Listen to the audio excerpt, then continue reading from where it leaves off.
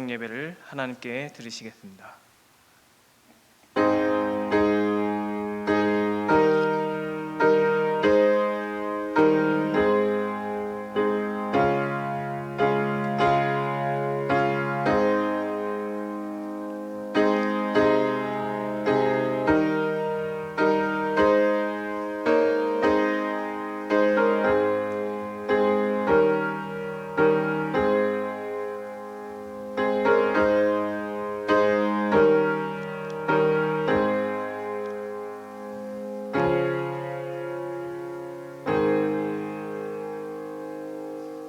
사도신경으로 우리의 신앙을 고백하시겠습니다. 전능하사 천지를 만드신 하나님 아버지를 내가 믿사오며 그 외아들 우리 주 예수 그리스도를 믿사오니 이는 성령으로 잉태하사 동정녀 마리아에게 나시고 본디오 빌라도에게 고난을 받으사 십자가에 못 박혀 죽으시고 장사한 지 사흘 만에 죽은 자 가운데서 다시 살아나시며 하늘에 오르사 전능하신 하나님 우편에 앉아 계시다가 저리로서 산 자와 죽은 자를 심판하러 오시리라. 성령을 믿사오며 거룩한 공회와 성도가 서로 교통하는 것과 죄를 사하여 주시는 것과 몸이 다시 사는 것과 영원히 사는 것을 믿사옵나이다. 아멘. 우리 찬송가 212장 함께 찬양하신 후에 이명선 집사님 예배를 위해 기도해 주시겠습니다.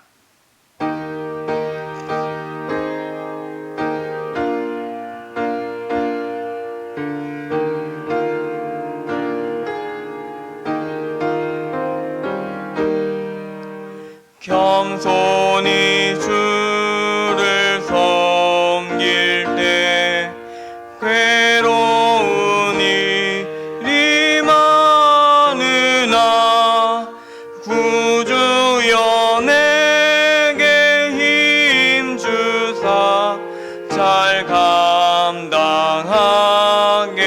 하소서. 인자 한 말을 가지고 사람을 감화시키며 갈 길을 잃은 무리를 잘 인도하게 하소서. 구주의 귀한 인내를 깨달게 하시고 굳건한 믿음 셔서 늘 승리하게 하소서. 장래의 영광 비추사 소망이 되게 하시며 구주와 함께 살면서 참 평강 얻게 하소서. 아멘.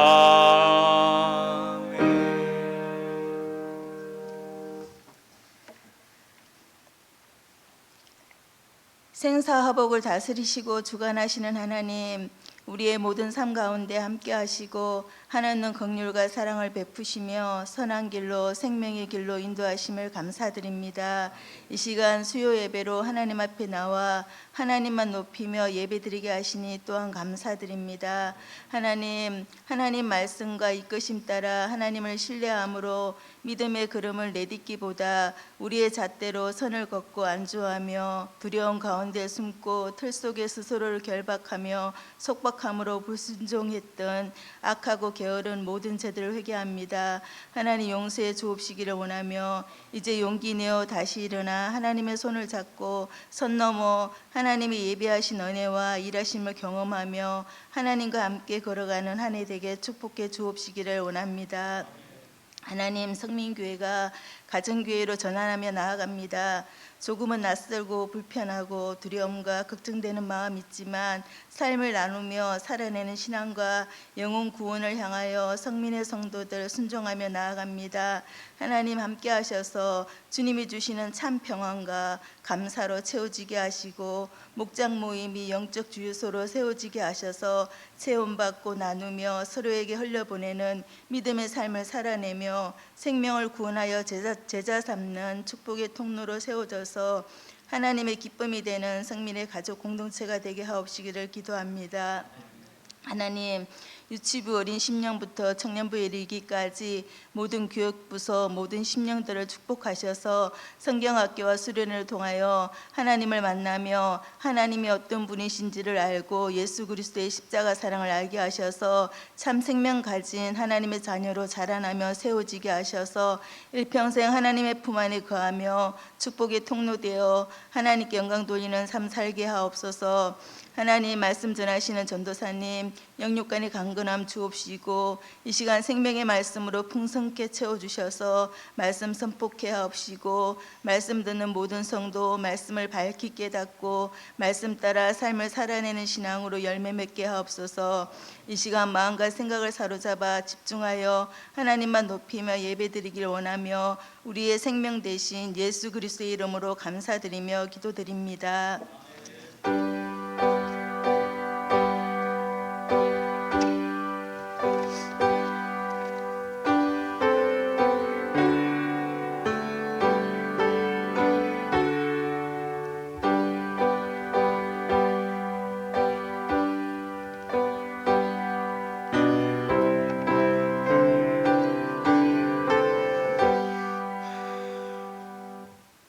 광고는 주보를 참고해 주시기 바랍니다.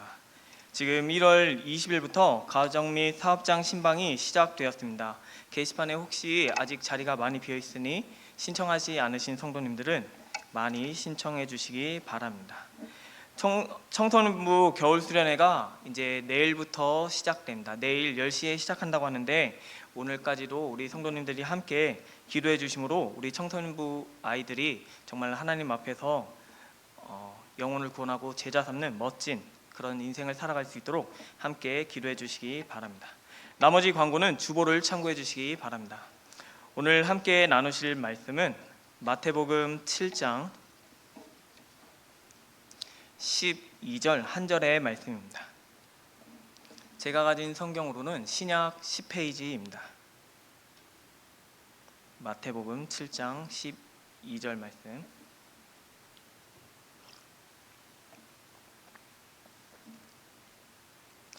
다 찾으신 줄로 알고 함께 읽으시겠습니다. 그러므로 무엇이든지 남에게 대접을 받고자 하는 대로 너희도 남을 대접하라. 이것이 율법이요 선지자니라. 아멘.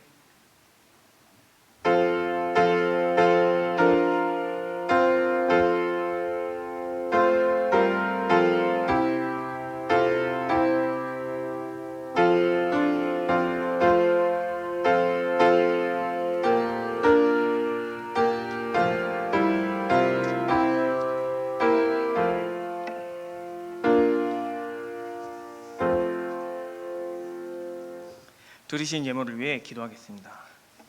하나님 아버지 감사합니다. 하나님께서 축복해 주시사 이 예배 시간에 저희가 빈손으로 나오지 않고 이렇게 예물을 드리게 해 주시니 감사합니다.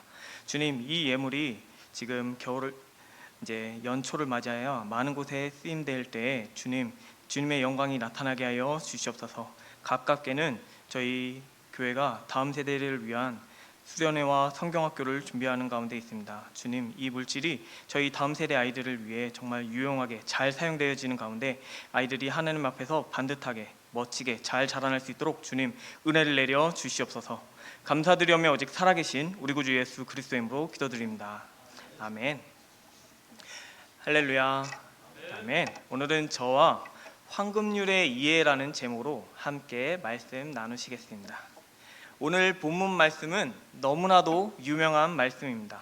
남에게 대접을 받고자 하는 대로 너희도 남을 대접하라. 우리 기독교인들에게는 산상수훈에 나오기 때문에 아주 유명한 말씀이고 세상 사람들은 이 말씀을 황금률이라고 부르면서 귀하게 소중하게 여기기 때문에 아주 유명한 말씀입니다. 이 말씀이 황금률로 불리게 된 이유는 로마의 24대 황제인 알렉산더 세베루스라는 황제가 있었는데 그 황제가 이 말씀을 너무 소중하게 좋게 여기니까 모든 공공시설에 이 말씀을 새기게 하고 특별히 자기가 있는 궁궐과 집무실에는 이 글귀를 황금으로 새겼답니다. 그래서 그 황금으로 되어 있는 이 말씀을 보고 황금률이라고 불리게 됐다고 합니다. 그래서 유명한데 또한 우리 기독교 안에서만 유명한 것이 아니라 이 말씀이 성경 외에도 아주 비슷하게 많은 종교에서 기록되어 있습니다. 공자도 비슷하게는 내가 원하지 않는 바를 남에게 행하지 말라 하고 말하고 이슬람교에서부터 유대교, 또 불교, 유교, 힌두교까지 그 모든 종교에도 비슷한 말이 있어서 아주 유명한 말씀입니다. 그런데 이렇게 다른 종교에도 많이 인용되어 있는 그런 말이다 보니까 지금 기독교인들 가운데도 성경에 예수님께서 말씀하신 의도와 세상에서 흔히 말하는 의도가 뒤섞이면서 오해를 하는 성도님들이 계십니다. 이 말씀이 신앙생활을 잘하기 위한 처세술쯤이나 아니면 복을 받기 위한 수단으로 어떻게 내가 해야 되는지 정도로 오해를 하는 성도님들이 종종 있습니다. 그래서 오늘 말씀을 제대로 이해하기 위해서 이 말씀이 끊어진 채로 이해할 때 어떻게 되는지, 그리고 연결해서 이해할 때 본문의 의미가 무엇인지를 한번 두 가지로 함께 나누고자 합니다. 먼저 이 말씀을 끊어진 채로 이해한다면 성도님들 혹시 맹인모상이라는 사자성어 아시나요? 제가 설교할 때 종종 느끼는 건데 저는 사자성어랑 속담을 참 많이 사용하는 것 같습니다. 이 맹인모상이라는 게 장님이 코끼리를 만지면서 이야기를 나누는 그 사자성어인데, 장님들이 코끼리를 만지면서 코끼리 코를 만지면서 내가 코끼리를 만졌는데 코끼리는 말이야 뱀처럼 길어 하고 이야기를 하고, 또 어떤 장님이 코끼리의 귀를 만지면서 내가 코끼리를 봤는데 코끼리는 막 펄럭펄럭거리면서 새 같아 하고 이야기하고, 어떤 장님이 와서 코끼리 배를 만지면서 내가 코끼리를 봤는데 코끼리는 돼지같이 뚱뚱해 하고 이야기할 때 이 말들이 일부는 맞을 수 있는 말이지만 결국에 그 모습을 보면은 아주 엄청난 오해를 하고 있는 것처럼 오늘 본문인 황금률도 마찬가지입니다. 이 말씀이 문맥 없이 딱 떼어서 읽게 된다면 우리가 이 본문을 읽을 때 본능적으로 두 가지를 생각하게 만듭니다. 첫 번째는 무엇이냐면 내가 받고 싶은 것이 있으면 그것을 상대방에게 먼저 주면 된다는 생각입니다.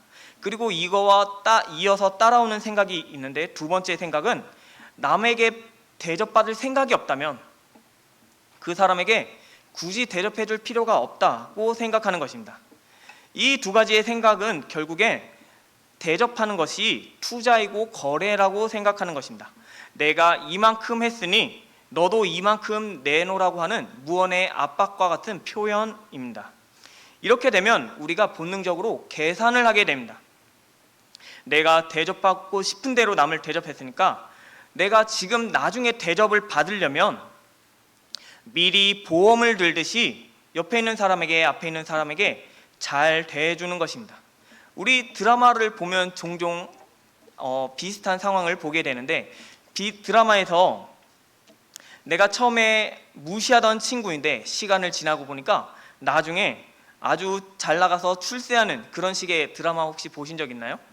내가 정말 사소하게 하나를 도와줬는데 이 친구가 그 사실을 저는 까맣게 잊고 있었는데 제가 쫄딱 맞겠을 그때 그 친구가 그 작은 도움을 기억하고 있다가 와가지고 갑자기 큰 도움을 줘가지고 뭐 역전하는 그런 드라마 같은 영화들, 이 모든 것들이 결국에는 내가 앞날을 알지 모르니 보험을 들듯이 앞에 있는 사람들 옆에 있는 사람들에게 잘 해주라고 하는 것, 그래서 투자하라고 하는 것입니다. 그리고 따라오는 두 번째 생각은 나는 너에게 바랄 것이 없어, 너는 나에게 도움이 되지 않아, 그러니까 나도 너에게 아무것도 안 해줄 거야, 너도 네 인생을 살아 하고 이야기하면서 아주 개인주의적으로 서로 각자 도생하는 그런 삶을 살자고 이야기하는 것입니다. 안타깝게도 세상에 이런 오늘 우리가 나눈 말씀과 비슷한 말이 있는데, 공자가 말하기를 내가 당하기 싫은 일을 남에게 하지 말라고 말을 했습니다. 만약에 우리가 지금 앞에 이야기한 것처럼 이해를 한다면 지금 공자가 말한 것 정도의 이해 수준일 뿐입니다. 그런데 이 문제가 생긴 이유가 무엇이냐면 우리가 오늘 이 말씀을 끊어서 이해했기 때문입니다. 공자가 명언을 남기듯이 예수님께서 한 마디 툭 던지듯이 명언을 날렸다고 생각한 것입니다. 그런데 예수님께서는 그냥 명언을 날리듯이 한 마디 던지신 것이 아닙니다. 우리가 이 말씀을 아주 정확하게 제대로 이야기하려면 예수님께서 쭉 말씀하신 이야기 가운데 문맥 안에서 오늘 말씀을 이해해야 합니다. 그럼 우리가 연결된 문맥 안에서는 이 말씀을 어떻게 이해가 될까요? 이 말씀의 진정한 의미를 알기 위해서는 12절 맨 앞에 있는 단어인 그러므로를 보아야 합니다. 이 그러므로라는 표현은 결말을 말하기 위해 쓰이는 낱말입니다. 그러니 이 구절 앞에서 여러 가지를 말했을 때 그것들을 종합하며 그러므로 이렇게 하며 결론을 내리는 것이기 때문에 앞에 있는 문맥을 연결해서 이해해야 합니다. 그러면 이 앞에 있는 본문 어디랑 연결해서 이해하면 좋을지 두 가지를 보자면, 먼저 첫 번째로는 바로 앞절인 11절 말씀을 보면 너희가 악한 자라도 좋은 것으로 자식에게 줄 줄 알거든 하물며 하늘에 계신 너희 아버지께서 구하는 자에게 좋은 것으로 주시지 않겠느냐.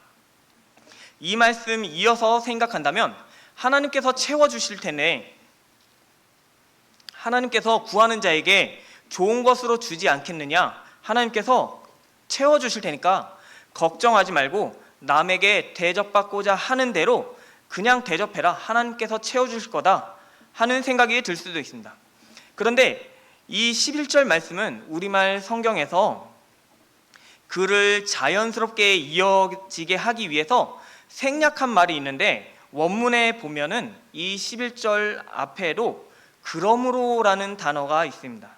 그러니 이 11절 말씀은 오히려 7절에서 10절까지의 말씀의 결론이고, 12절 말씀은 7절에서 11절을 포함한 더 넓은 내용의 결론으로 보아야 할 것입니다.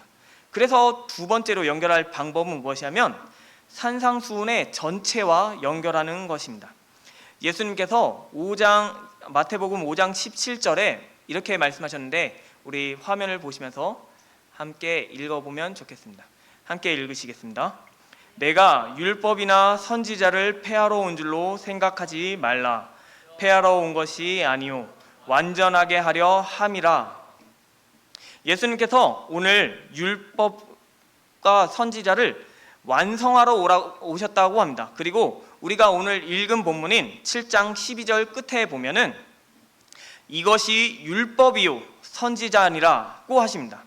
그러니까 산상수훈 전체가 예수님께서는 지금 율법과 선지자를 완성하기 위해, 내가 폐하러 온 것이 아니라 완성하기 위해서 왔다고 말씀하시면서 그 마지막에 이것이 율법과 선지자라고 이야기하면서 이 산상수훈 전체를 지금 율법과 선지자로 설명을 하신 것입니다. 그러면 예수님께서 왜 이 본문을 율법과 선지자라고 하셨을까요? 그 이유는 당시 종교 지도자들은 예수님의 가르침과 행동을 아주 좋게 여기지 않았습니다. 왜냐하면 자신들의 가르침과 달랐기 때문입니다. 종교 지도자들은 살인하지 말라고 하는 그 성경 말씀의 그 말을 가르쳤지만, 예수님께서는 살인을 하지 말라고만 가르친 것이 아니라 그렇게 말씀하신 하나님의 의도는 사람을 죽이는 일만이 아니라 사람을 죽이는 결과에 이르는 마음까지도, 미움까지도 하지 말라고 가르치십니다. 종교 지도자들은 내 이웃을 사랑하라고 이야기하면서 원수는 미워하라고 가르칩니다. 그런데 예수님께서는 너희가 사랑하는 사람만 사랑하면 그것이 무슨 사랑이냐? 원수까지도 사랑하라고 이야기를 하십니다. 그러니까 지금 종교 지도자들은 하나님의 의도는 놓치고 글자에만 매이도록 가르치는 것입니다. 그러나 예수님께서는 하나님의 말씀의 의도를 드러내면서 그 의도대로 성취하기 위해 내가 율법과 선지자를 폐하러 온 것이 아니라 완성하러 왔다라고 말씀하시며, 오늘 말씀이 이것이 율법과 선지자라고 말씀하신 것입니다. 그럼 오늘 본문의 의미가 무엇일지 한번 살펴보면 좋겠습니다.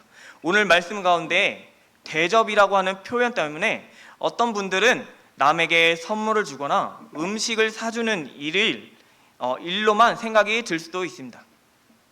그런데 이게 또 원문으로 보면은 오늘 말씀이 만일 너희가 다른 사람들이 너희 자신들에게 이렇게 해주었으면 하고 원하는 것이 있다면 무엇이든지 너희도 다른 사람들에게 그렇게 행하여라 하고 써 있습니다.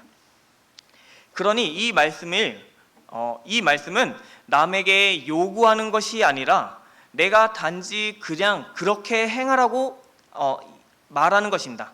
내게 걸맞는 대우를 기대하는 것이 아니라, 바라는 것이 아니라 남에게 합당한 대우를 해야 된다는 뜻입니다. 이것을 주면 내가 무엇을 받게 될지 계산하는 것이 아니라, 이익을 생각하는 것이 아니라 그냥 남에게 희생적으로 주라고 말씀하신 것입니다. 그러면 우리에게 따라오는 질문은, 그렇다면 나는 빈털터리가 될 텐데 어떻게 그렇게 할 수 있을까요? 하는 질문이 생각이 들 것입니다. 우리가 그렇게 할 수 있는 이유는 예수님께서 이 말씀을 완성하셨기 때문에 우리가 할 수 있는 줄 믿으시기 바랍니다. 만약에 예수님께서 아까 제가 처음에 이야기한 그 황금률대로 이야기를 한다면 하나님께서는 우리를 심판하고 멸하셔야 될 것입니다. 그것이 우리가 주님께 행한 대로 받아야 될 벌입니다. 우리는 주님을 거부하고 무시하고 죄짓고 모른다고 하며 죄를 지었기 때문에 우리가 만약에 행한 대로 돌려받는다면 우리는 모두 멸망했어야 할 것입니다. 그런데 예수님께서는 그렇게 하지 않으셨습니다. 예수님께서는 대접받고 싶은 대로 우리를 대접하시기를 어떻게 행하셨냐면 로마서 5장 8절 말씀에 보면, 우리가 아직 죄인 되었을 때, 이 죄인 되었다는 것은 우리가 하나님과 예수님께 원수가 되었을 때라고 이야기합니다. 우리가 원수였을 때 예수님께서는 원수된 우리를 사랑으로 대접해 주셨습니다. 예수님께서는 그렇게 원수인 우리를 위해 죽어주셨고, 더 나아가 우리가 하나님 사이의 관계가 끊어졌을 그때에 우리를 존귀하게 여기시고 사랑해 주시면서 우리를 다시 하나님의 자녀로 대접해 주셨습니다. 그렇게 자신의 생명을 내어주심으로 오늘 율법에 말씀하신 그 요구를 완성하신 것입니다. 그러니 예수님께서는 오늘 이 황금률로 우리에게 가르쳐 주시고 보여주신 것이 있는데, 그것이 무엇이냐면 바로 사랑입니다. 돌려받는 것을 기대하지 않고 내가 가진 가장 소중한 것을 내어주시는 것, 이것이 우리에게 보여주신 황금률의 진정한 의미인 줄 기억하시기 바랍니다. 그렇다면 우리가 이제 어떻게 행해야 할까요? 우리는 옆에 있는 사람들에게 돈을 쥐어주는 거나 도움을 주는 것, 그거보다 더 고통스럽고 힘들지 모르지만 나의 자존심을 꺾고 내 권리를 포기하면서까지 희생하는 자인 줄 기억하시면 좋겠습니다. 우리 성도님들이 만약에 옆에 있는 사람들에게 실수했을 때 어떤 대우를 받기 원하시는지 모르겠지만 그 실수한 그때 용서받길 원하신다면 그럴 수 있지, 괜찮아 하는 그런 용서를 받길 원하신다면 우리 성도님들이 먼저 옆에 있는 사람들에게 그래 괜찮아, 그럴 수 있지 하면서 그 사람들에게 똑같이 대해주는 우리 성도님들이 되었으면 좋겠습니다. 옆에 있는 사람에게 인정받기를 원하신다면 그래 수고했어 하고 칭찬받기를 원하신다면 우리 성도님들이 기다리지 않고 먼저 옆에 있는 사람들에게 고마워, 네 덕분에 잘할 수 있었어, 네 덕분에 해결됐어 하고 먼저 다가가면서 칭찬해주고 수고했다고 이야기해 주시는 우리 성도님들이 되었으면 좋겠습니다. 그리고 또 만약 우리 성도님들이 옆에 있는 사람들을 도와주고 섬겨주고 이제 저희가 목장으로 나눔을 할 때 그 목장 안에서 서로 여러 가지 나눔들이 있을 그때 내가 오늘 이만큼 했으니까 옆에 있는 사람에게 이렇게 받을 수 있겠지 하고 계산하지 않고 그냥 그 마음들을 흘려보내며 내가 왜 맨날 나만 섬길까 하는 그 섭섭한 마음을 가지고 있을지 모르지만 우리 성도님들이 그렇게 할 수 있는 이유는 하나님께 우리가 갚을 수 없는 사랑받은 자들이기 때문에 우리 성도님들이 넉넉히 섬기는 자들이 되었으면 좋겠습니다. 이제 말씀을 마치려고 합니다. 이제 특별히 오늘 말씀을 하면서 한 가지 더 나누면 좋겠다는 생각이 듭니다. 무엇이냐면 내일부터 중고등부 성경 수련회가 시작됩니다. 우리 성도님들 가운데 자녀를 위해 많이 고민하고 걱정을 하시고 계시는 성도님들이 계실 거라는 생각이 듭니다. 우리 성도님들이 먼저 우리 자녀들이 잘 되기를 바란다면 우리 성도님들의 자녀들은 분명히 잘 되실 겁니다. 그러니 먼저 우리 중고등부 아이들을 위해 함께 기도해 주시는 우리 성도님들이 되었으면 좋겠습니다. 저희 교회 다음 세대 아이들이 저희 교회 안에서 정말 신앙 안에 믿음 안에 바르게 자라고 또 그 다음 세대가 저희 다음 세대가 또 그 다음 세대를 섬기며 저희 교회가 정말 하나님이 부르시는 그날까지 끝까지 유지되며 우리가 이 황금률을 정말 그 황금률의 진정한 의미를 깨닫고 그 황금률을 소중하게 여기고 끝까지 지킬 때 우리 교회가 오래오래 하나님께 칭찬받는 교회가 되지 않을까 하는 생각이 듭니다. 우리 모든 성도님들이 저희 다음 세대 아이들을 위해 섬기고 기도해 주시는 가운데 하나님께 칭찬받고 영광 돌리는 우리 성도님들이 되시기를 예수님의 이름으로 기도드리겠습니다. 우리 찬송가 218장 함께 찬양하신 후에 기도드리시겠습니다.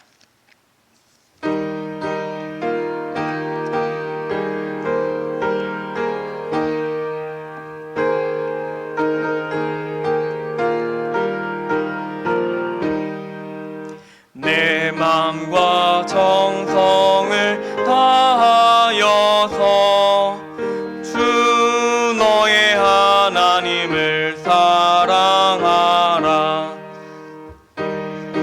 늘 아끼고 사랑하는 형제와 이웃을 사랑하라. 주께서 우리에게 명하시니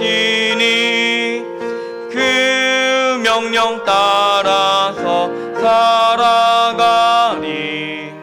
널 미워 해치는 원수라도 언제나 너그럽게 사랑하라. 널 핍박하는 자 위에서도 신실한 마음으로 복을 빌라. 주께서 우리에게 명하시니 그 명령 따라서 살아가리.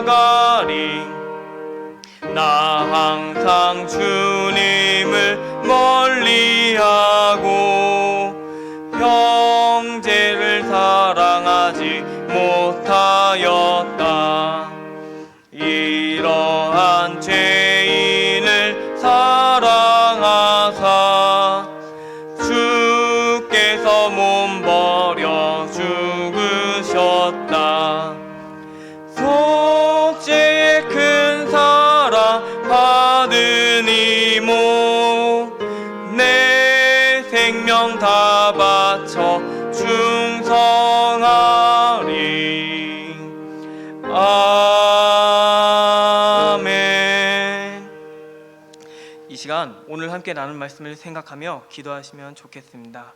주님, 저희에게 그 남에게 대접하고자 하는 그 마음대로 남을 대접할 수 있는 저희가 남을 대접할 그때 예수님의 사랑을 기억하는 자가 되게 하여 주시옵소서. 저희는 값없이 하나님의 그 사랑을 받았고 예수님께서도 이 황금률을 가르치시면서 먼저 자기를 희생하시면서 우리에게 다른 것들을 기대하지 않고 오로지 그 생명을 우리에게 내어주신 것처럼 저희로 그 모습을 본받아 내 옆에 있는 사람과 주변에 있는 사람들을 희생적으로 섬기는 그런 저희들이 되게 해달라고, 그렇게 저희 교회에 또한 이제 목장이 세워지고 그 목장 가운데 나눔이 있을 그때 저희가 희생으로 서로 섬기는 가운데 정말 저희 교회와 목장 가운데 하나님이 보시기에 멋진 그 사랑이 넘치는 목장이 되게 해달라고 우리 주님의 이름을 힘차게 3번 부르시고 함께 기도하시겠습니다.